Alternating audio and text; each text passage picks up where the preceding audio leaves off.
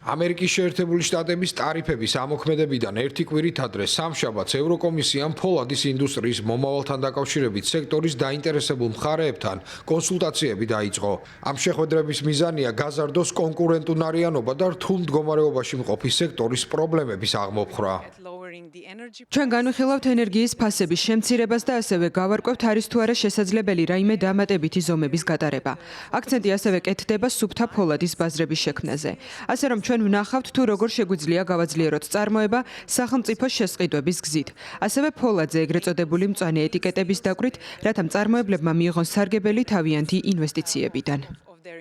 ეს სერიოზული გამოწვევაა. ევროპული ფოლადის ინდუსტრია რთულ მდგომარეობაში აღმოჩნდა ენერგოხარჯების ზრდისა და ჩინეთში ჭარბი წარმოების პირობებში, რაც საბოლოოდ ფასებს ამცირებს.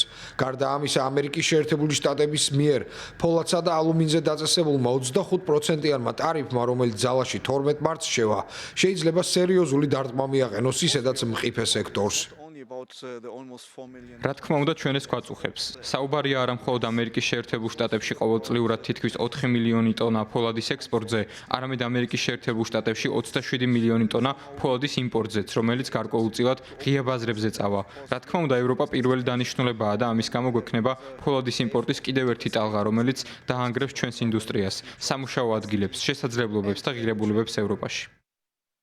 ევროპულ სამშენებლო საყრდენს ევროპული ფოლადის ინდუსტრიას დაახლოებით 500 საწარმო ობიექტი აქვს 22 წევრ ქვეყანაში.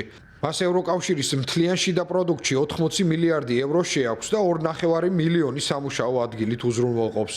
ის ასევე წარმოადგენს ევროკავშირის სხვა კრიტიკული ეკონომიკური სექტორების ხერხემალს, როგორიცაა საავტომობილო ინდუსტრია, ენერგეტიკა და თავდაცვის მრეწველობა. ევროკომისია ფოლადთან დაკავშირებით სამოქმედო გეგმას სავარაუდოდ 19 მარტს წარადგენს.